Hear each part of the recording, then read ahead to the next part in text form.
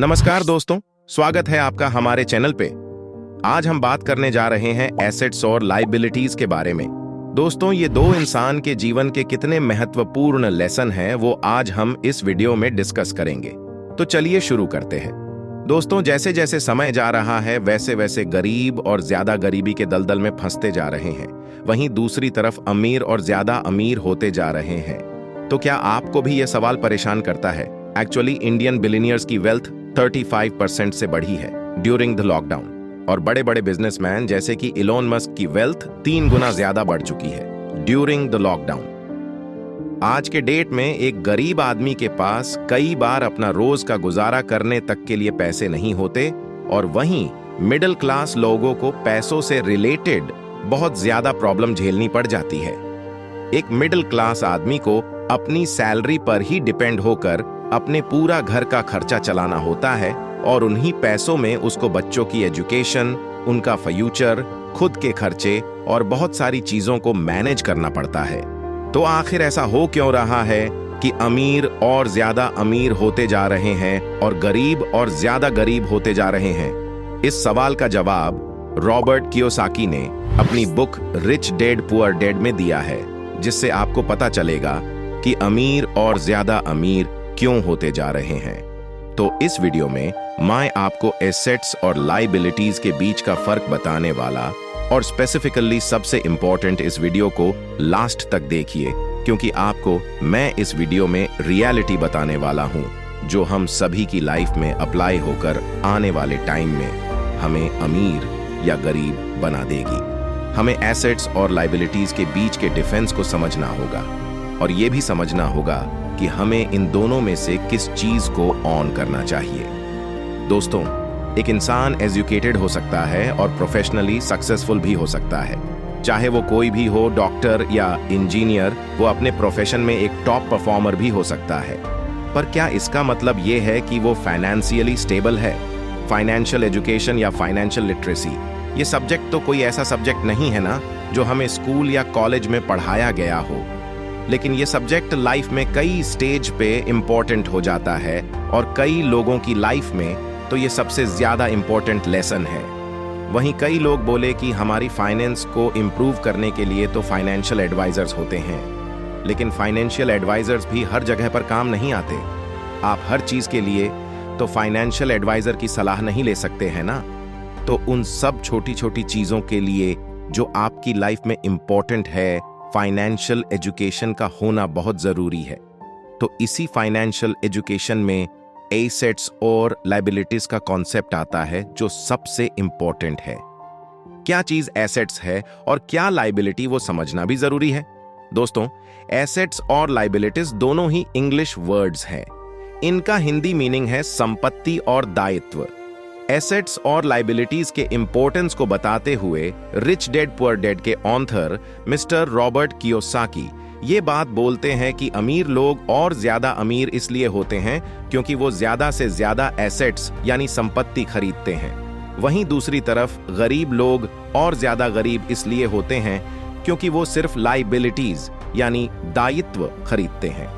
जब जब पहली बार लोगों ने रॉबर्ट कियोसाकी की इस बात को नोटिस किया तो उन्हें बड़ा अजीब लगा, क्योंकि पहली बात तो ये है कि ऐसा कौन नासमझ आदमी होगा जो सिर्फ लाइबिलिटीज ही खरीदता रहेगा और अपने आप को गरीब बनाता रहेगा।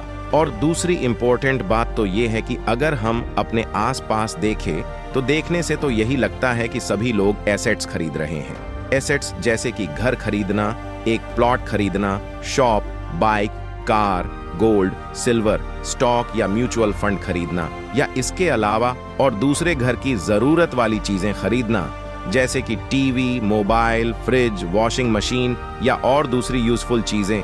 यही सब तो एसेट्स है, यही सब तो संपत्तियां हैं, है कि नहीं? अब सोचने वाली बात तो ये है कि जब हर आदमी एसेट्स यानी संपत्तियां खरीद रहा है तो वो अमीर क्यों नहीं होता? क्योंकि रॉबर्ट कियोसाकी के मुताबिक जो भी लोग संपत्तियां खरीद रहे हैं वही लोग अमीर होंगे, लेकिन ऐसा हो क्यों नहीं रहा? संपत्ति खरीदने के बावजूद वो लोग अमीर क्यों नहीं हो रहे? तो ऐसे में रॉबर्ट कियोसाकी की बात तो गलत है ना, क्योंकि रियल लाइफ में तो सब कुछ उल्टा हो रहा है और हम में से ज्यादातर लोग बहुत सारी संपत्ति खरीदने के बावजूद भी अमीर बनना तो बहुत दूर की बात है और ज्यादा कर्ज में धंसते जा रहे हैं। तो असली सवाल यह है कि रॉबर्ट एसेट्स और लाइबिलिटीज के बारे में ये बातें आखिर बोल क्यों रहे हैं। तो रॉबर्ट कियोसाकी के अकॉर्डिंग एसेट्स और लाइबिलिटीज का असली मतलब क्या है वो समझते हैं।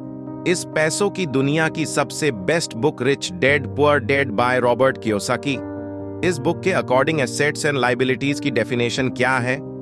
एसेट्स और लाइबिलिटीज की simple but most effective definition ये है कि एसेट्स यानी कि संपत्ति वो चीजें होती हैं जो आपके पॉकेट में पैसे डालती हैं या आपकी कमाई को बढ़ाती है।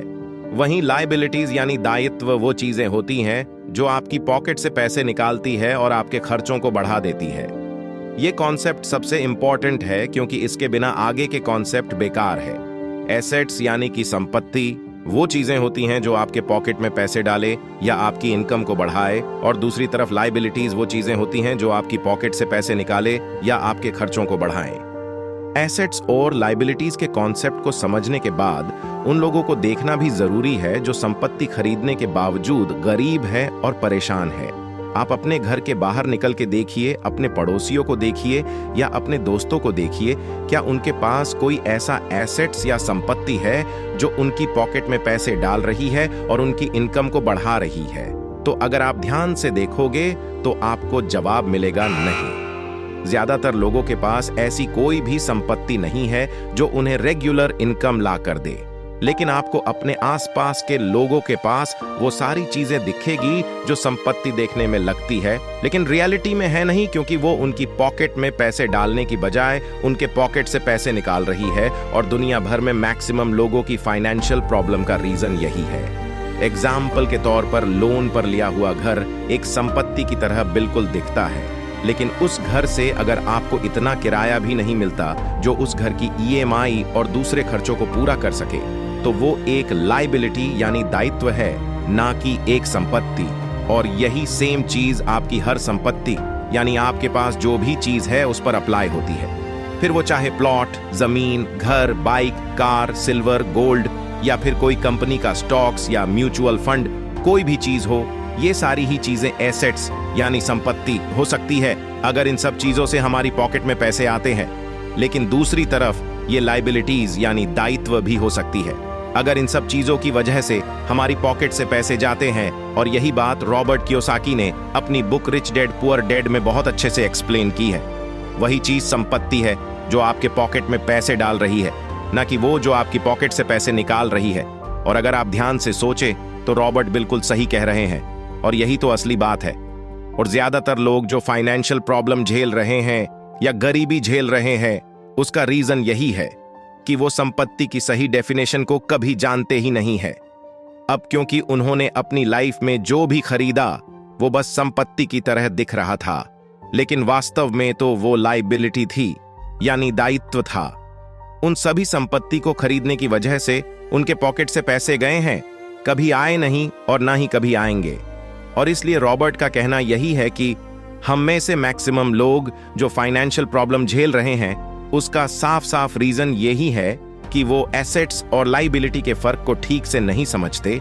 और रॉबर्ट का कहना यह भी है कि हद तो तब हो जाती है जब हम लोग दायित्व को संपत्ति समझकर खरीद लेते हैं और बाद में हम लोग अपने आप को कोसते हैं कि संपत्ति खरीदने के बावजूद भी हमारी जेब से पैसे क्यों जा रहे हैं। और दोस्तों, इस पूरी दुनिया में फाइनेंशियल प्रॉब्लम का सबसे बड़ा रीजन यही है।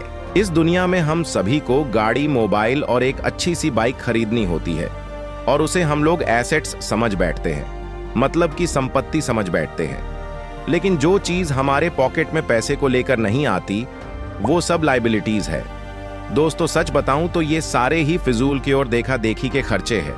आपने भी ऐसे कई लोगों को देखा होगा जिनकी सैलरी मिलते ही उनके खर्चे शुरू हो जाते हैं।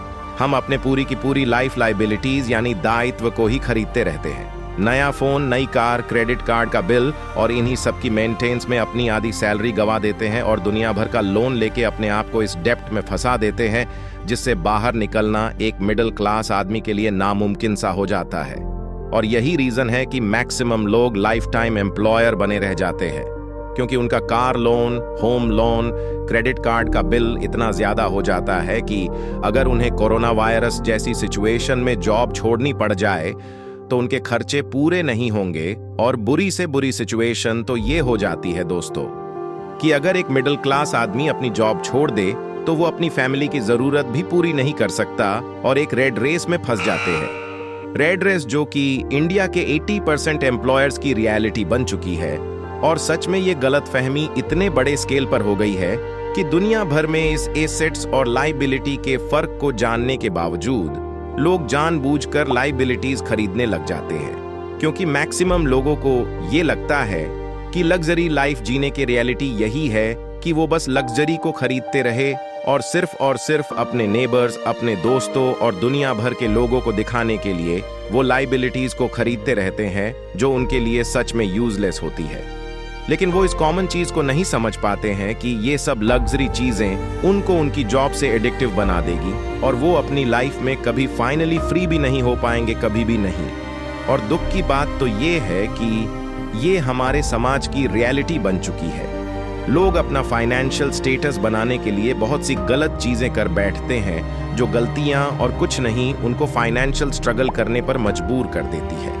और फाइनली, जैसे कि मैंने वीडियो की शुरुआत में ही बोला था कि अमीर लोग और अमीर क्यों हो रहे हैं और गरीब क्यों होते जा रहे हैं, तो यही उसका सबसे बड़ा रीजन है एसेट्स और लाइबिलिटीज के कॉन्सेप्ट को ना समझना और इन कॉन्सेप्ट का यूज करके कभी भी अपनी लाइफ में अप्लाई ना करना।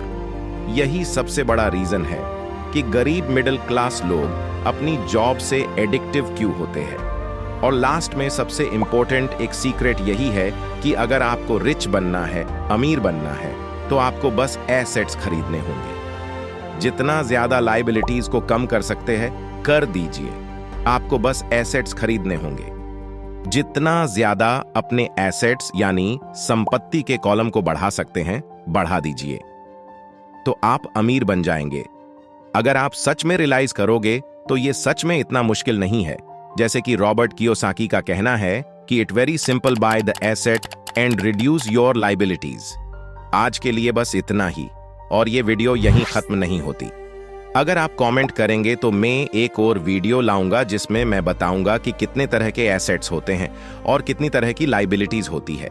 तो अगर आप उस वीडियो को मिस नहीं करना चाहते हैं तो चैनल को सब्सक्राइब कर लीजिए और कमेंट करके जरूर बताइए कि आपके एसेट्स एंड लाइबिलिटीज को लेकर क्या व्यूज है। धन्यवाद।